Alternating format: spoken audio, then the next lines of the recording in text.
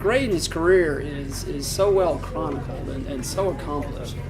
It's difficult to know what to add and what else he might achieve.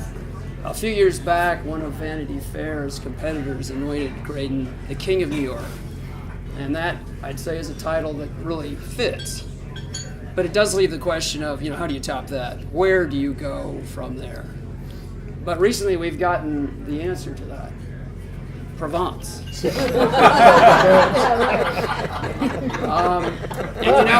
I don't know if the French know quite what's in store for them. If they do, I suspect the French political class is eyeing him a little warily, concerned perhaps that in his assessment, their performance, or even worse, their fingers, might come up short.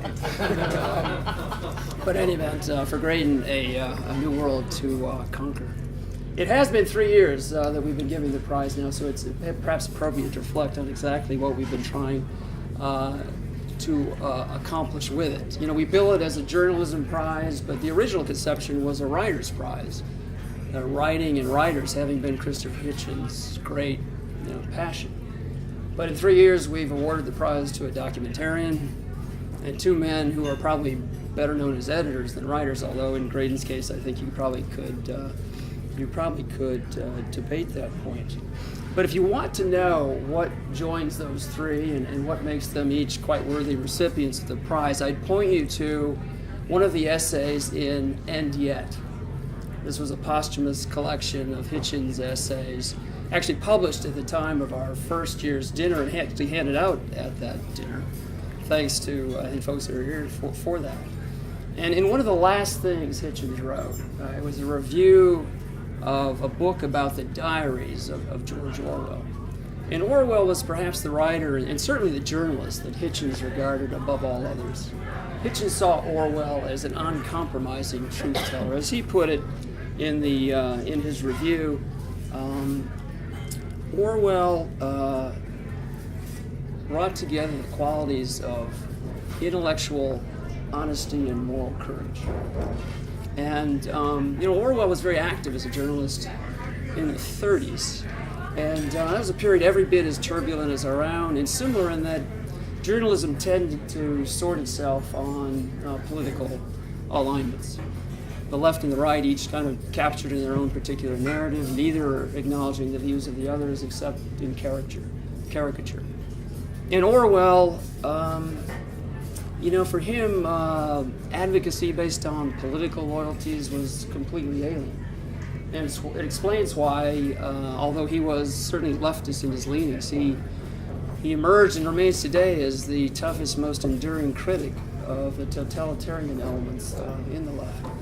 He was also alien to Christopher Hitchens, who throughout his career proved he was not beholden to any ideological camp.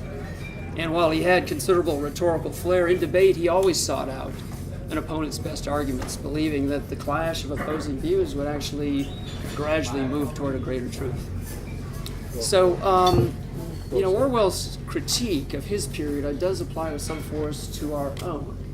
And it's why we have, with the Hitchens Prize, sought to recognize the truth seekers working today. Those who are not ideologically blinkered, who will challenge dogma and authority, who will follow the dictates of their conscience and judgment wherever that leads, who in some combine those qualities of intellectual honesty and moral courage that Hitchens so revered in Orwell. Those journalists of that stripe are not in any great supply, and yet they're needed more than ever. And it's why we've taken great pleasure in honoring Alex Gibney, Marty Barron, and tonight Graydon Carter with the Hitchens Prize. Let me think where I am in these prepared remarks. Okay. Oh, not quite done. Not quite done. Stop editing. Does that work for you? Not quite done. Now, Graydon is probably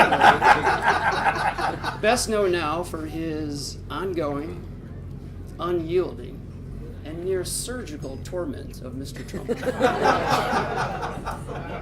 And Trump, a person a lot of people have chased as a target, but I don't think anyone's quite hit as squarely as Graydon has. Now, Graydon's ability to put his finger, and his very long finger, on the political failings of an individual is not new. But I think what's noteworthy is that his targets have been chosen with his assessment of character and competence, not political alignment. Graydon himself has refused affiliation with any of our major political parties, and I believe has described himself as, if anything, a libertarian. Now, libertarian's a broad term, but I would say in Graydon's case it accurately captures an independence of mind and spirit, a refusal to bend with the wind or to authority, and a genuine respect for and protection of those qualities in other people, even where, and perhaps especially where, as was the case with Christopher Hitchens, their views may differ profoundly. Well, we're going to hear more about Graydon and from Graydon later tonight.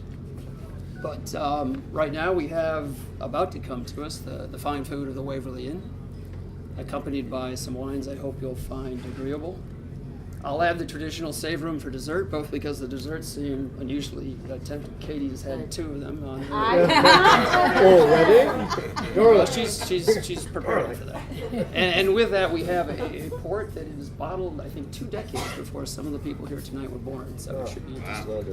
Wow. In any event, back to your assigned tasks.